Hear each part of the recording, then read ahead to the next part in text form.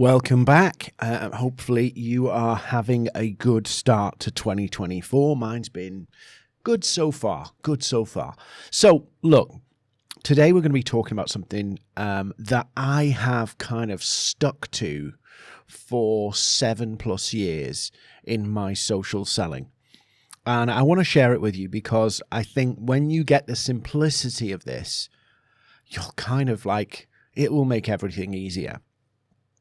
So if you spend any time on social media, you'll see people saying, do this, do that, do the other, do this hack, do this trick, do this, whatever, to get followers, reach, engagement, all that kind of stuff. And I was talking to somebody yesterday and it was like, this is a never-ending rat race. It's a never-ending rat race. And it's like, if you're running a business, you've got other things to do. You can't spend all of your life on social media, even if you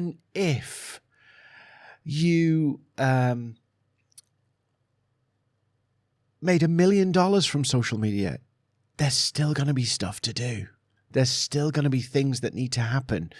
And, I see people tearing themselves in knots, pulling themselves in different locations, feeling frustrated, angry, annoyed, because the way we measure success of social selling is wrong. It's wrong because what we do is we look at all the external metrics, and judge that equals success, and it's not. It's not. I see people chasing followers to get revenue on social media, chasing followers to get revenue. The only reason you need a large following on social media, only two reasons. Number one is to evidence and prove beyond doubt you are the top dog. That's the first reason. There is an element of social proof. If you've got 180,000 followers or 1 million followers, guess what? You must be the best person in the world on this topic. Doesn't mean you are, actually. It means you're just good at getting people to follow you. You're good at getting people to engage with you. Doesn't mean you're good at the actual topic. And this is where a lot of people get confused that following is a symbol that your business is successful. It does not mean that either. So social proof is a big reason to have a large following. But the other reason to have a large following is if you want to sell that attention. Sell that attention. Not sell to the attention, sell that attention. So what you see on social media is people leveraging the social proof of big followings, big engagement, big reach to prove that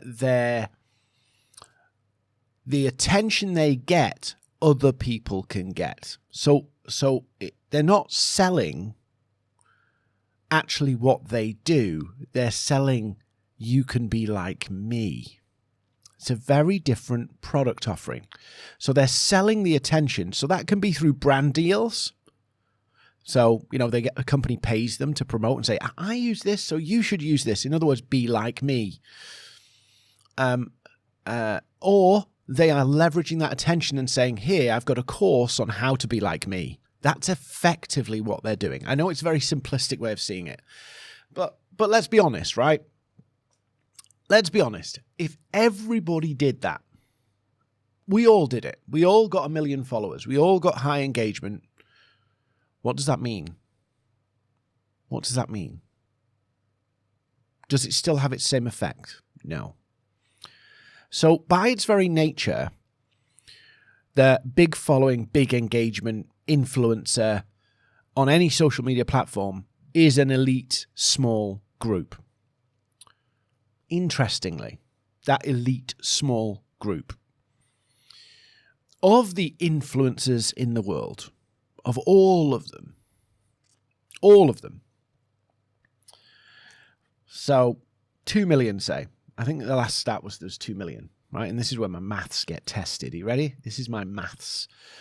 Of the 2 million people who are content creators and influencers, 4%.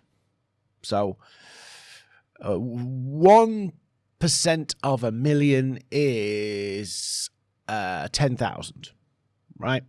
4% of a million is 40,000. So 80,000 people, 4% of all content creators and influencers, 80,000 people, roughly. 80,000 people made more than $100,000 a year. Revenue, 80,000 in the whole world. So surely you look at that and you go, social media doesn't work. No, it does work, but you're doing the wrong things. If you're a business owner, freelancer, marketing consultant, solopreneur, you're selling your expertise, you're selling a product, whatever it is, right?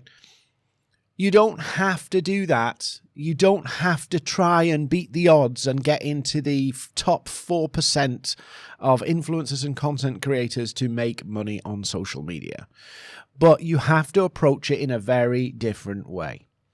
And this is where you'll see me, and some people think I hate content, and then go, Dean, you post so much content, and then you tell people don't post content. I don't tell people not to post content.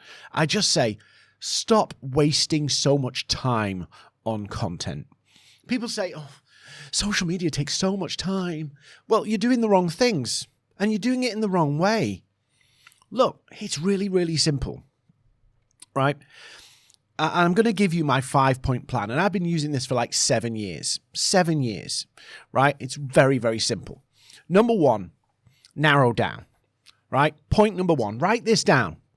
Write this down. I'm banging my finger on the table here, right? Write it down. I must narrow down, and I'm going to tell you how. So you want to narrow down not just to a specific target audience. You want to narrow down to sell one thing to one specific audience with one specific buying motivation. That's what you want. One product or service to one specific defined audience with one specific primary big buying motivation. Right? And this is where people go horrendously wrong. So they think, oh yeah, I sell coaching to CEOs and the coaching helps them get fit. Right? Okay, so let's think about this. A CEO that wants to get fit. They run a busy schedule, they eat badly, they want to get fit and healthy. Why do they want to get fit and healthy? Why? Now, some people will do it for a lot of different reasons, right? They do it for a lot of different reasons. And this is why the buying motivation is important, because your content, your approach, how you message people, how you interact with people will be different. So a CEO who wants to get fit, and you're the coach, so you've got a coaching program to help them. Great. Why do they want to get fit? Why? Is it because they want to do the Jeff Bezos thing and get shredded and have the abs and all that kind of stuff and look mean? Is that what they want? Why? Why do they want that? What's the primary reason they want it? And the reason why this matters is, atypically, if you focus down on, I provide fitness training for CEOs, those CEOs will have a variety of different reasons. One might be, it could be as simple as, they do a lot of I'm not in the best of shape and I need to do some more work on that, and I've been struggling with it for a long time. But one of the big reasons one of the big motivators is I do a lot of webinars and I see my lumps and bumps, right? And I think, oh God, right? So that's a big motivator for me. I'm presenting a lot. I'm on podcasts, I do live video, I'm doing online videos, I'm doing all sorts of stuff, and I go, there's a lump and a bump. I really need to get rid of that and look a bit better. I've neglected it. So my motivation is basically, it's a little bit of embarrassment, right? It's a little bit of embarrassment. But other people, it might be actually they really want to do the whole muscular thing. Other people, it might be a health reason. Maybe they're feeling tired and run down. Maybe there's actual real health problems going on. What's the real reason, their motivating factor? Why does this matter? Because when you start writing content, when you start positioning your offer, you can't appeal to everybody with the different messages. So if a fitness guru comes to me and says, you're a CEO, you want to get fit, and they start telling me about six packs and looking muscular and all that stuff, I won't take them seriously. I won't even consider it, right? Why? Because that's not my reason for doing it. That's not what I want. I just want to look good on camera. I want to look good on video, right? So my motivating factor, just because I want to get fit, does not mean I will resonate with the people saying, hey, do you want a six pack? Do you want abs? Do you want this? Do you see what I'm saying? So narrow down, write this down. One thing to one defined buyer with one primary motivation. Now, of course, if you're that fitness guru, you can help people who want to do it for health reasons. People want to do it for presentation reasons. People who want to do it because they want the muscles and do all that stuff. People who are in a midlife crisis and want to find a new partner. You can do it for all those reasons, but you can't cut through the noise by trying to appeal to all those reasons. And interestingly, a friend of mine, Martin Stark, posted, he's in Africa at the moment, and he put a post up about noise. And the world is noisy and life is noisy. We are being bombarded with content, with messages, with ads everywhere we go. Noise is everywhere. Now, the influencer model or the content model is to be the noisiest. In other words, I'm loud. I can get over everybody else's noise. That's not. I'm not being derogatory to content creators or influencers. That's their model. I will be noisier and get over everybody else's. But if you're a business owner, you don't want to play the game of who shouts the loudest. So this is where you need to have a really tight signal. And signal is that it can cut through the noise and resonate with the people who are sensitive to that frequency. Sensitive to that frequency.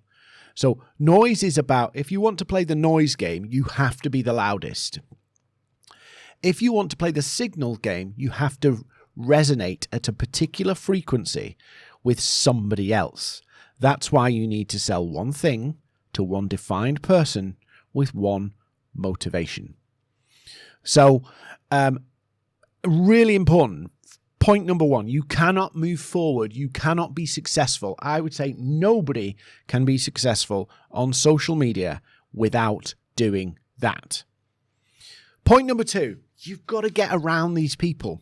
Now, of course, you can't tell who's motivated by what, but you've got to grow your network. You've got to get into the circles where these people are. So on LinkedIn, for me, that's growing my network every week. I can add 100 connections every week, and I'm growing my network with those people. Now, I've got to grow my network because people don't buy anymore just because they see it. You've got to build trust. You know, it doesn't go a day where I don't get an email from some person who's just made up a business and makes the big promises that are almost impossible to deliver 100%. And they make up a business, they make up a website, and suddenly they're the expert pummeling people and saying, I can help you do this and I can help you do that. They're 10 a penny everywhere, right? Many people with no experience, they just play the social media game, play the email game to get in front of people. Trust is more important now than ever before. I tend to think that, maybe I'm just cynical, but I think that a lot of people now go, you're going to have to prove to me before I believe anything you say. Because we've all had those bad experiences. We've all had those dodgy messages. We've all had some kind of scam attempted on us. So we are suspect of everyone.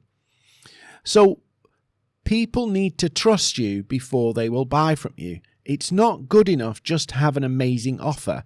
So building your network and filling your profile with prospects allows you to basically be around lots of people in the same roles and category that you've narrowed down.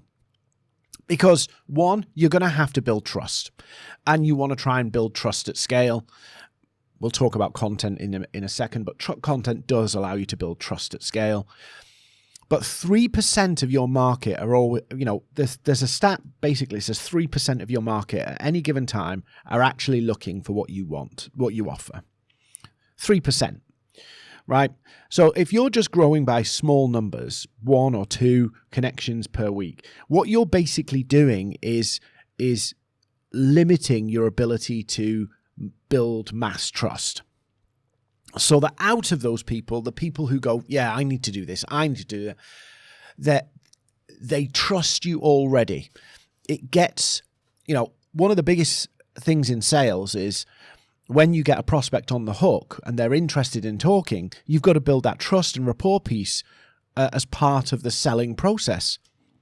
If you're growing your network and you're posting content, you can build that in advance of when you need it. You can build massive trust with people.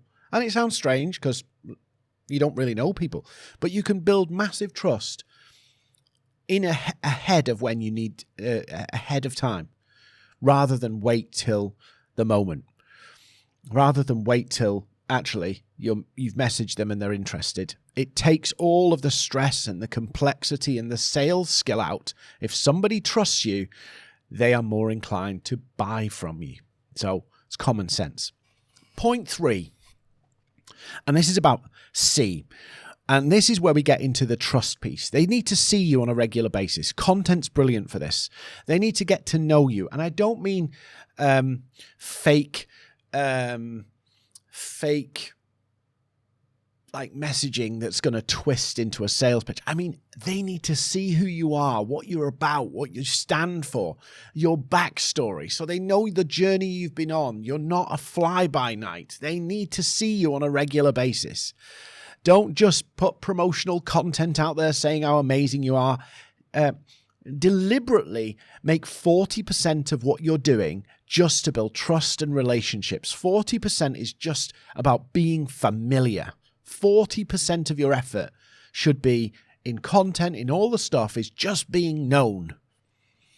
And the more you are seen, the more people get to know you, the more they trust you. Universal principle.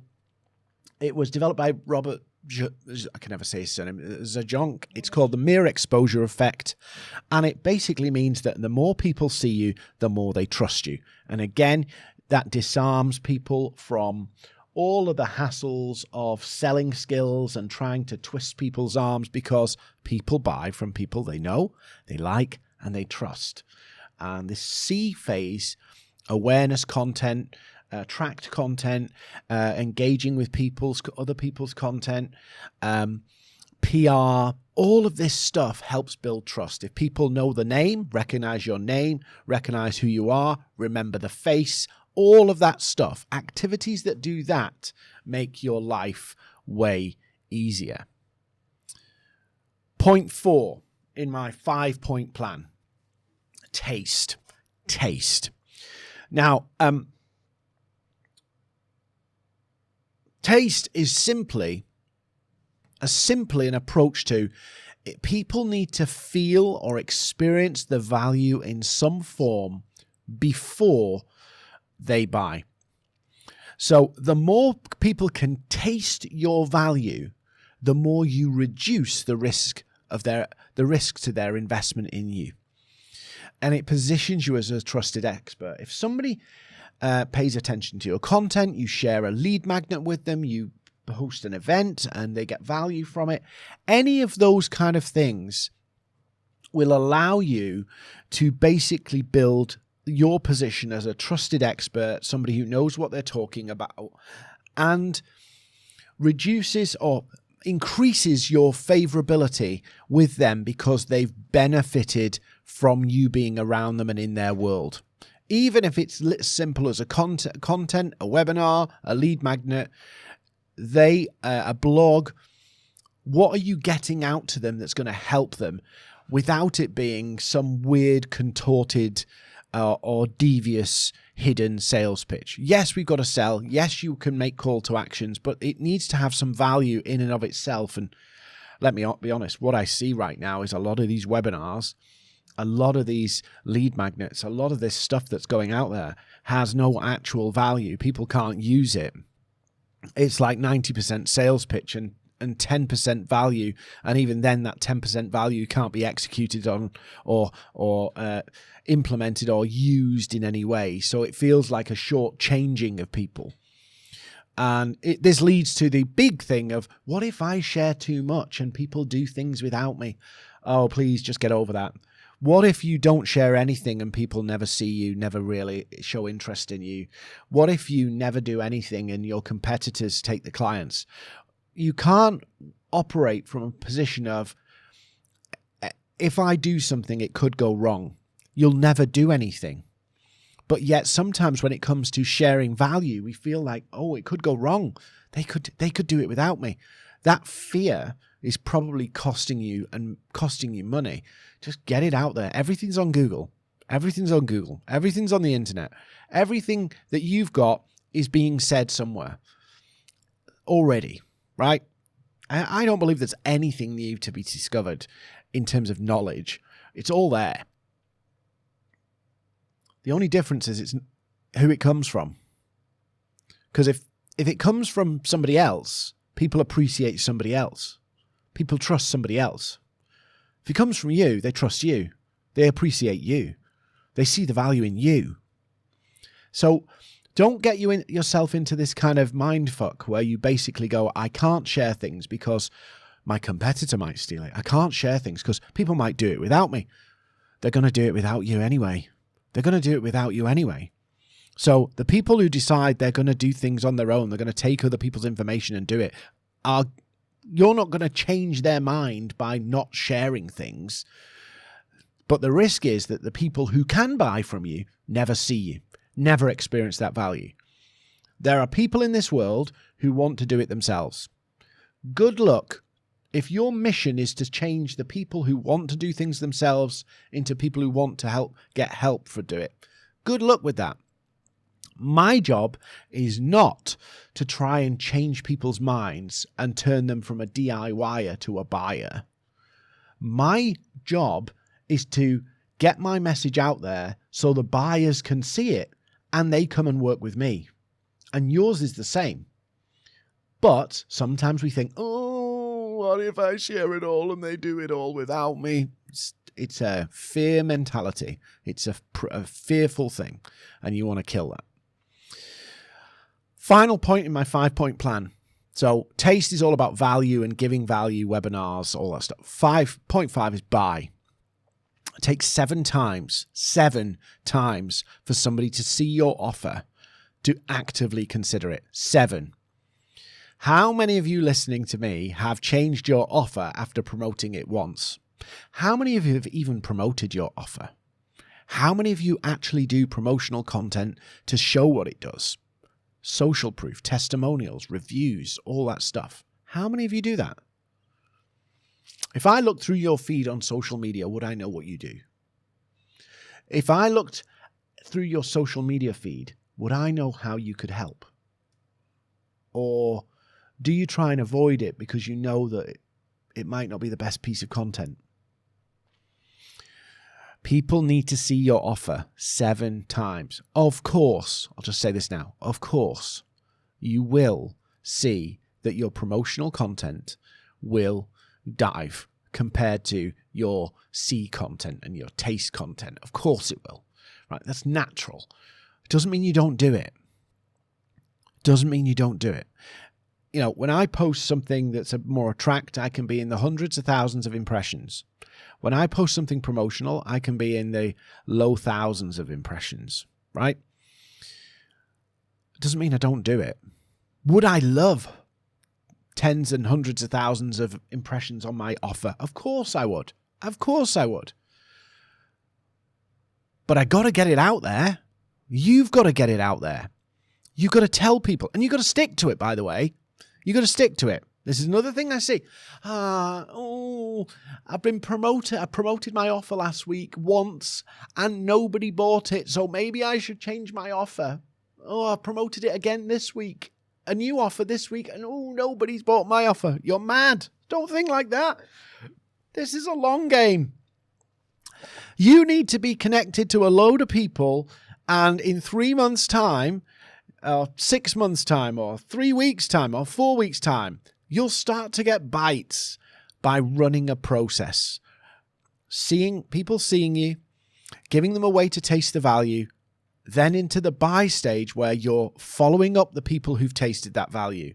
You're putting out your promotional content. That's how this thing rolls. But you've got to stick to your guns. You've got to stay, I'm doing this. And focus all of your efforts on see, taste, buy. See, taste, buy. How do I get people to see me? How do I get them to taste the value? And then how do I help them buy? And that's about follow-up, asking questions. It's about promotional content. It's that mix together. It's crazy the amount of people who try and make a complicated strategy or try and put themselves through a crazy strategy of, I know I'm not a skilled salesperson. I don't want to be. I'm not a skilled marketer. I don't want to be. But what I'm going to do is I'm going to take an approach that requires a skilled marketer and a skilled salesperson. And that is trying to sell cold, right? I'm not dissing cold. It's necessary. We have to do some cold in our corporate work and all that stuff. But if you are not a skilled marketer or seller, and you don't want to be, don't do cold. Trust me, it's better to build relationships, build trust first, because you have to know what you're doing to do cold. It's a skill game. It used to be a numbers game. You just pummel people with pitches and you pick up, but that's dying. Cold isn't dying, but the numbers cold is dying. And if you want to really succeed with using social selling, you have to have a different approach. I would never advise somebody to go on a cold route without sales experience, because you have to be very persuasive. You have to really know all the skills of subject lines, what words to say, copywriting, how you follow it up, sequences, blah, blah, blah, blah, blah, blah, blah, blah, blah. It's a much trickier game. 5-point plan.